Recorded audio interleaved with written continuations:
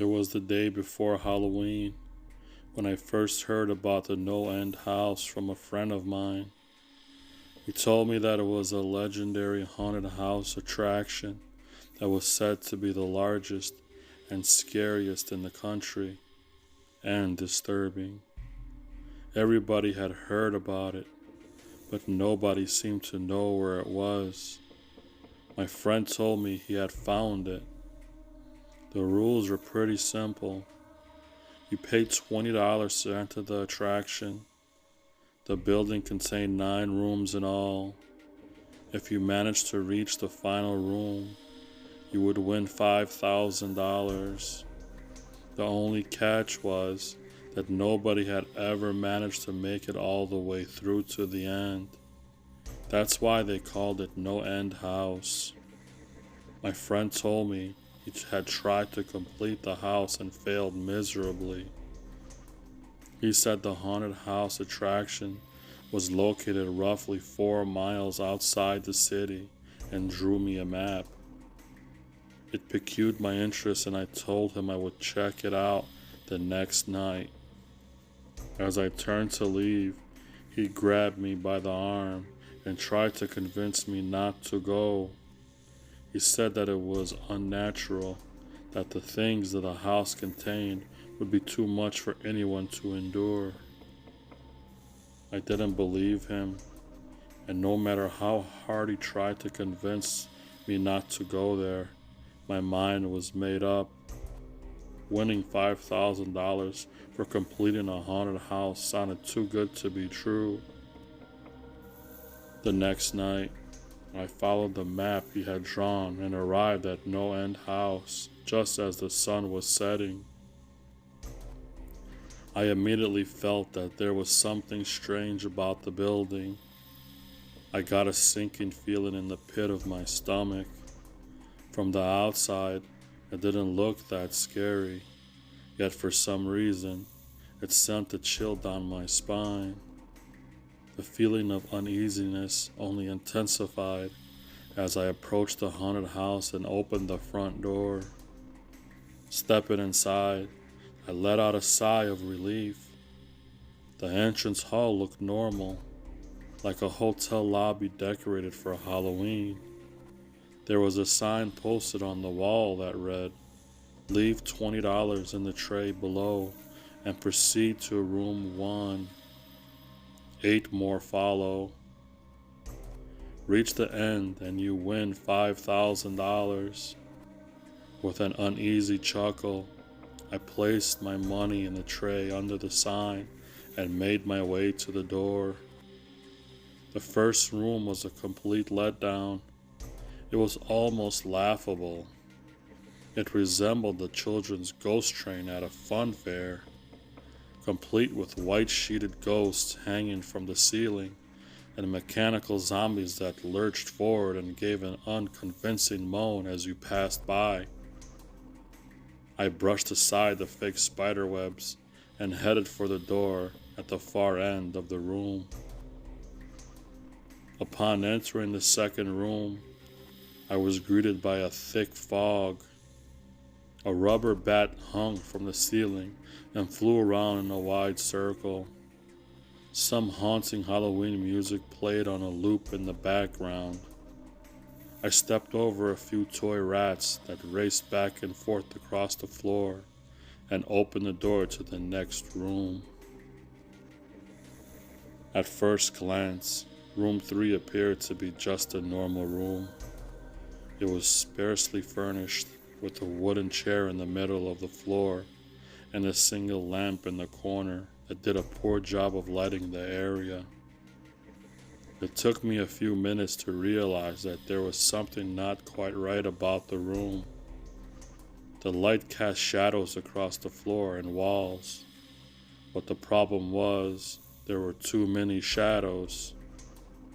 I could see the shadow of the chair against the wall, but there were other shadows beside it that had no business being there. Then it happened to look down at my feet. My own shadow wasn't there. At that moment, A vague and foreboding feeling of impending doom gripped my heart, and my courage deserted me. Reaching behind me, I tried to open the door I had just come through. Imagine my surprise when I realized it was locked. I didn't have the option of retreating.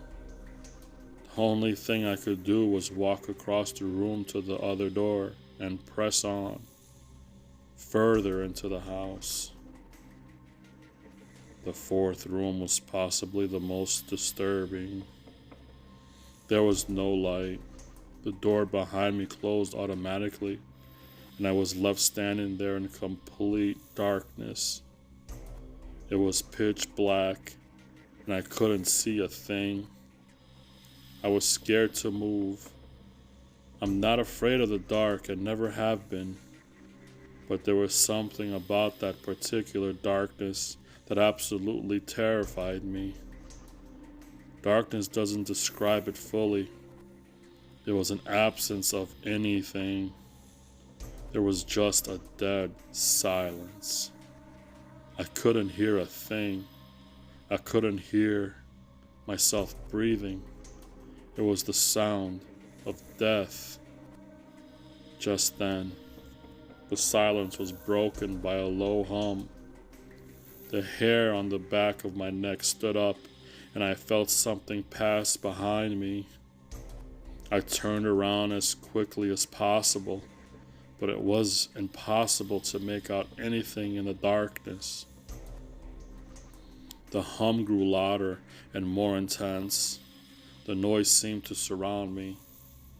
I knew that something was there, lurking in the dark, and I knew that was gradually drawing closer. Until then, I had never felt that level of abject fear. I wasn't scared of dying. I was scared of what would happen to me if I lived. I was afraid of what the thing lurking in the darkness had in store for me. The humming noise grew louder and louder until it built to unbearable sound. Then, for a split second, there was a flash of light before the room was plunged back into darkness again. In that split second, I saw that the room was empty. There was nothing there. The hum was now a wild screech, and I had to cover my ears and run forwards. My hands fumbled blindly for the door handle, and when I found it, I wrenched it open and fell into the fifth room. Looking up at the ceiling, I was shocked to see that the room was covered in trees. Their branches towered above my head, and the room appeared to be extremely large. It was as if I was in the middle of a huge forest. The floor was lined with tall bushes and shrubs. It was impossible to discern where the exit was. As I made my way deeper into the room, I began to hear the sound of birds chirping and insects scuttling through the undergrowth. I could hear them, but I couldn't see them. I kept walking, hoping that the door would lie behind the next tree I passed.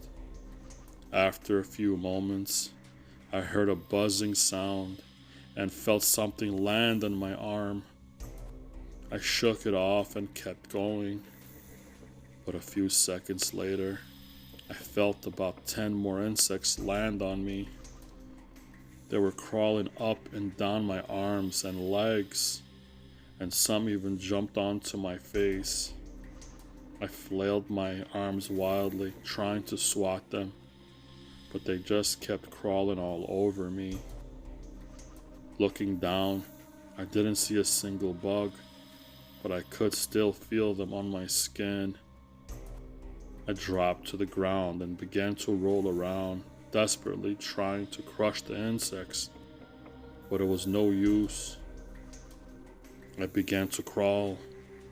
Even though I had no idea where I was going, the entrance was nowhere to be seen, and I had yet to find the exit. So I just kept crawling. Invisible insects bited into my skin. After what seemed like hours, my body was exhausted, and I began to give up all hope. Just then, I heard a low, droning hum. It was the same as before, and it seemed to be coming from somewhere in front of me. I pulled myself up by grabbing a tree for support and took a few shaky steps. It was then that I noticed the door. It was only a few feet away from me, but it was covered in ivy, making it almost invisible. I just stood there, my head pressed against the door marked 6, my hand shakily grasping the knob. The hum was so loud I couldn't even hear myself think. There was nothing I could do but move on. Room 6 was next, and room 6 was hell. I closed the door behind me, my eyes held shut and my ears ringing. The hum was surrounding me. As the door clicked into place, the hum was gone. I opened my eyes in surprise, and the door I had shut was gone. It was just a wall now. I looked around in shock. I couldn't believe it. The room was identical to room 3. The same chair and lamp, but with the correct amount of shadows this time. The only real difference was that there was no exit door, and the one I came in through was gone. As I said before, I had no previous issues in terms of mental instability, but at that moment, I fell into what I now know was insanity. I didn't scream, I didn't make a sound. At first, I scratched softly. The wall was tough, but I knew the door was there somewhere. I just knew it was. I scratched at where the doorknob was. I clawed at the wall frantically with both hands, my nails being filed down to the skin against the wood. I fell silently to my knees. The only sound in the room, the incessant scratching against the wall. I knew it was there. The door was there. I knew it was. I knew if I could just get past this wall. Are you all right? I jumped off the ground and spun in one motion. I leaned against the wall behind me, and I saw what it was that spoke to me. To this day, I regret ever turning around. There was a little girl. She was wearing a soft, white dress that went down to her ankles. She had long blonde hair to the middle of her back and white skin and blue eyes. She was the most frightening thing I had ever seen. And I know that nothing in my life will ever be as unnerving as what I saw in her. While looking at her, I saw something else. Where she stood, I saw that what looked like a beast. It had a man's body, only larger than normal and covered in hair, but its head was not human. It had the head of a ram and the snout of a wolf. It was naked from head to toe, and its toes were in the form of black hooves. It wasn't the devil, but at that moment, it might as well have been. It was horrifying. The man-beast and the little girl in front of me, they were the same form. I can't really describe it, but I saw them at the same time. They simultaneously occupied the same space in that room, but it was like looking at two separate dimensions. When I saw the girl, I saw the form. And when I saw the form, I saw the girl. I couldn't speak. I could barely even see. My mind was revolting against what it was attempting to process. I had been scared before in my life, and I had never been more scared than when I was trapped in the fourth room. But that was before room 6. I just stood there, staring at it. There was no exit. I was trapped here with it. And then it spoke again. David, you should have listened. When it spoke, I heard the words of the little girl, but the other form spoke through my mind in a voice I won't attempt to describe. There was no other sound. The voice just kept repeating that sentence over and over in my mind, and I agreed. I didn't know what to do. I was slipping into madness, yet couldn't take my eyes off what was in front of me. I dropped to the floor. I thought I had passed out, but the room wouldn't let me. I wanted just to pass out. I just wanted it to end. I was on my side, my eyes wide open, and the form staring down at me. Scurrying across the floor in front of me was one of them battery-powered rats from the second room. The house was toying with me, playing games, but for some reason, seeing that rat pulled my mind back from whatever death it was headed, and I looked around the room. Maybe this is not real. I was getting out of there. I was determined to get out of that house and live and never think about this place again. I knew this room was hell, and I wasn't ready to take up a residency here. At first, it was just my eyes that moved. I searched the walls for any kind of opening. The room wasn't that big, so it didn't take long to soak up the entire layout. The demon still taunted me, the voice growing louder as the form stayed rooted where it stood. I played my hand on the floor and lifted myself up to all four, and I turned to scan the wall behind me. Then I saw something I couldn't believe. The form was now right at my back, whispering to my mind how I shouldn't have done. I felt its breath on the back of my neck, but I refused to turn around. A large rectangle was scratched into the wood, with a small dent chipped away in the center of it. Right in front of my eyes, I saw the large 7 I had mindlessly etched into the wall. I knew what it was.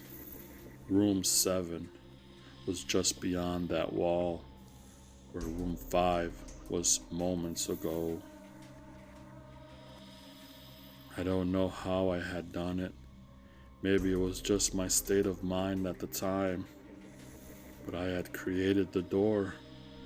I knew I had. My madness had scratched into the wall what I needed the most, an exit to the next room. Room 7 was close. I knew the demon was right behind me, but for some reason it couldn't touch me. I closed my eyes and placed both hands on the large 7 in front of me. I pushed as hard as I could. The demon was now screaming in my ear. It told me I was never leaving. It told me that this was the end, but I wasn't going to die. I was going to live there in room 6 with it. I wasn't. I pushed and screamed at the top of my lungs. I knew I was going to push through the wall eventually. I clenched my eyes shut and screamed, and the demon was gone. I was left in silence. I turned around slowly and was greeted by the room as it was when I entered. Just a chair and a lamp. I couldn't believe it, but I didn't have time to dwell. I turned back to the 7 and jumped back slightly. What I saw was a door. It wasn't the one I had scratched in, but a regular door with a large 7 on it. My whole body was shaking. It took me a while to turn the knob. I just stood there for a while, staring at the door. I couldn't stay in room 6. I couldn't.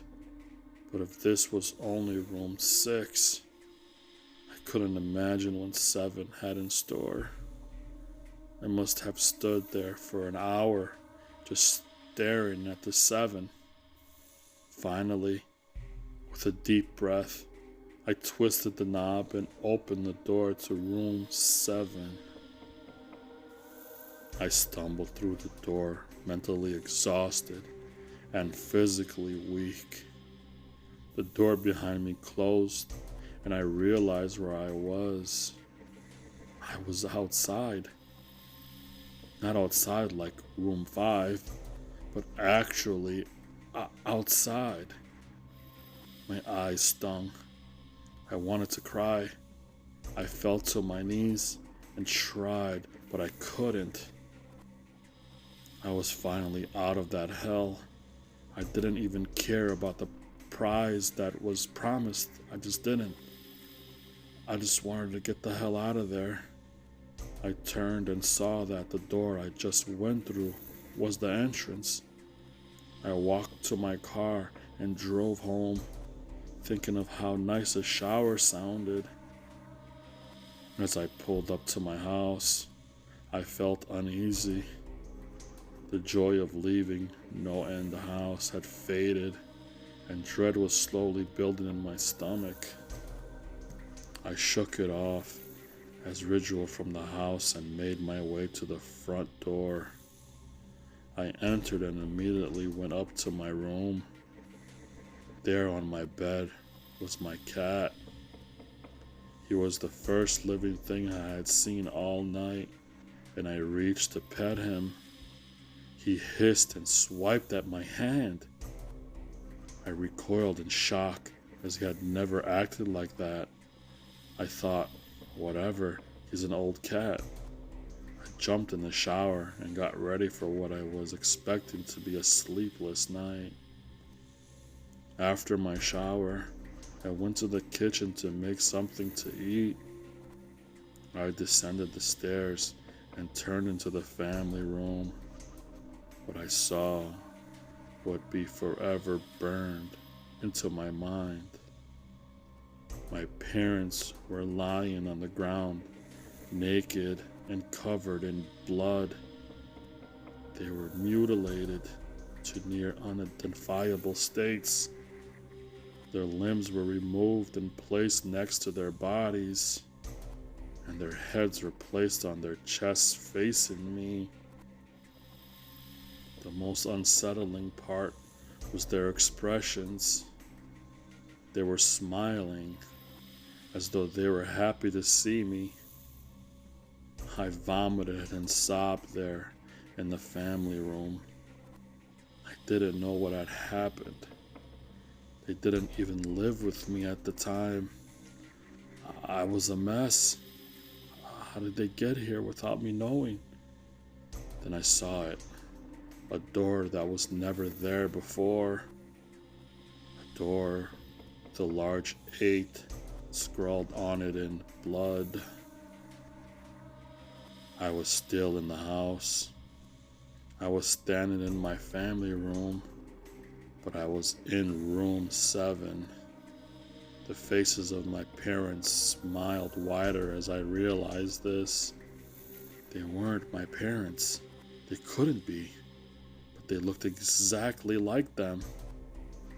The door marked 8 was across the room, behind the mutilated bodies in front of me. I knew I had to move on, but at that moment, I gave up. The smiling faces tore into my mind. They grounded me where I stood. I vomited again and nearly collapsed. Then the hum returned. That damn hum.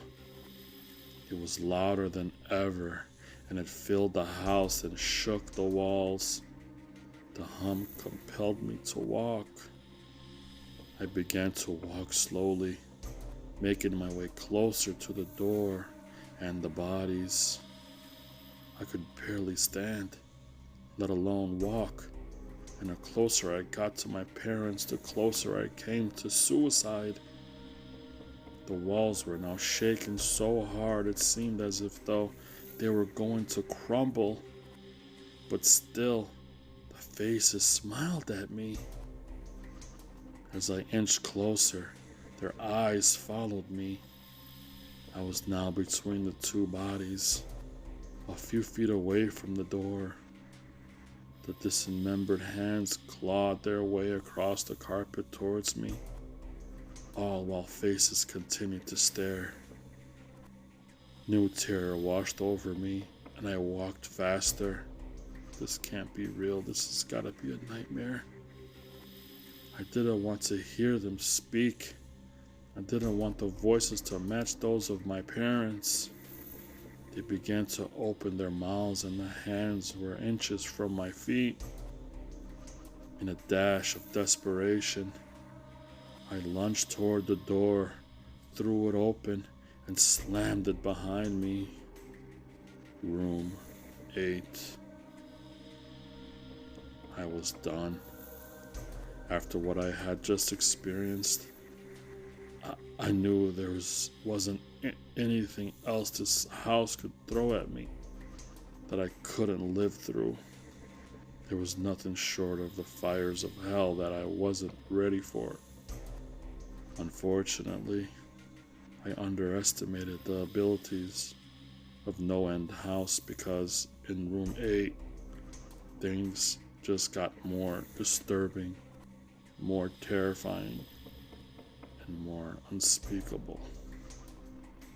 I still have trouble believing what I saw in room 8. Again, the room was a carbon copy of rooms 4 and 6, but sitting in the unusual empty chair was a man.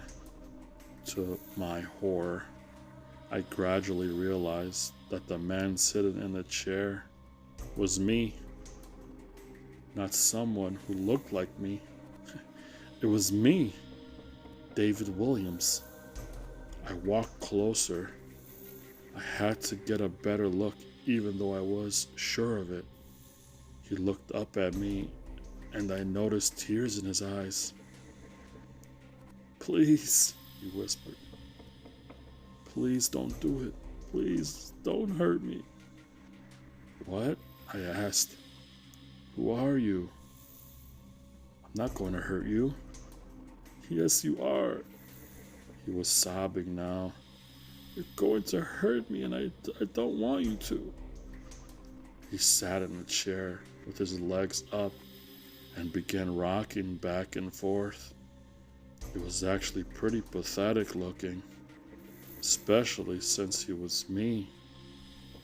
Identical in every way. "Listen, who are you?" I was now only a few feet from my doppelganger.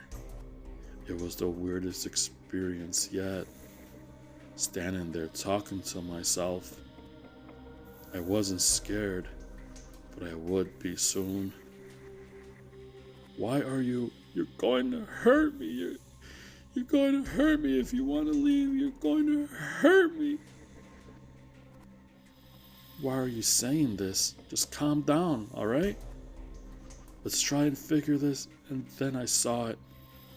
The David sitting down was wearing the small clothes as me. Similar. I'm a little smaller man, except for a small red patch on his shirt embroidered with the number 9. You're going to hurt me. You're going to hurt me. Please. You're going to hurt me. Just don't hurt me, please. My eyes didn't leave that small number on his chest. I knew exactly what it was. The first few doors were plain and simple, but after a while, they got a little more ambiguous. 7 was scratched into the wall, but by my own hands. 8 was marked in blood above the bodies of my parents.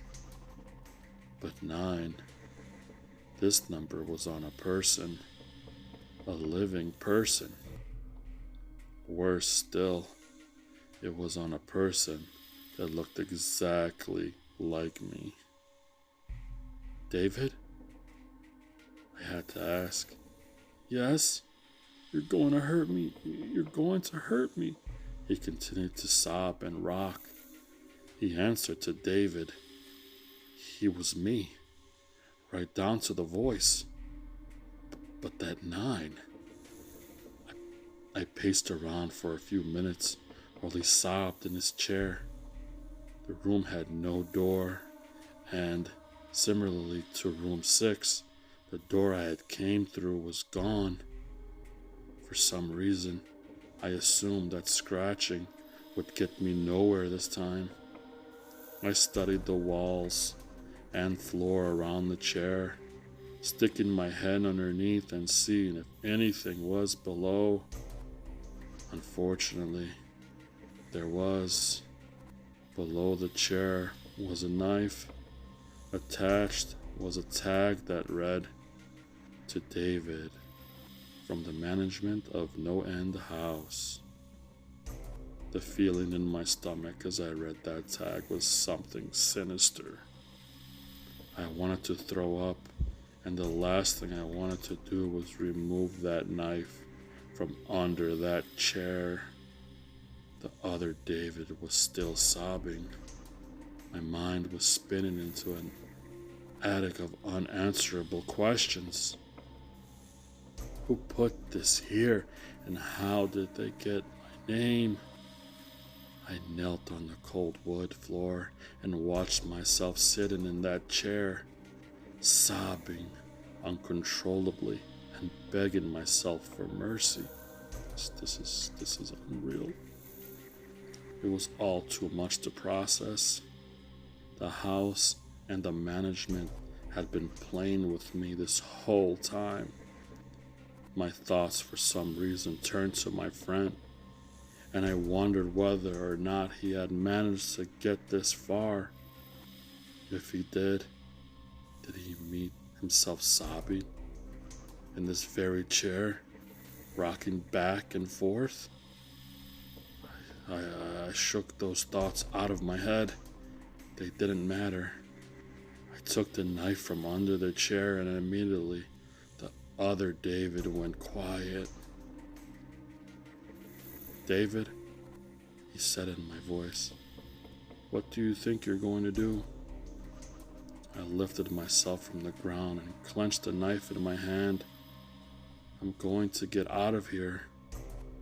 David was still sitting in the chair, though he was very calm now. He looked up at me with a slight grin. I couldn't tell if he was going to laugh or strangle me. Slowly, he got up from the chair and stood, facing me. It was uncanny. His height and even the way he stood matched mine.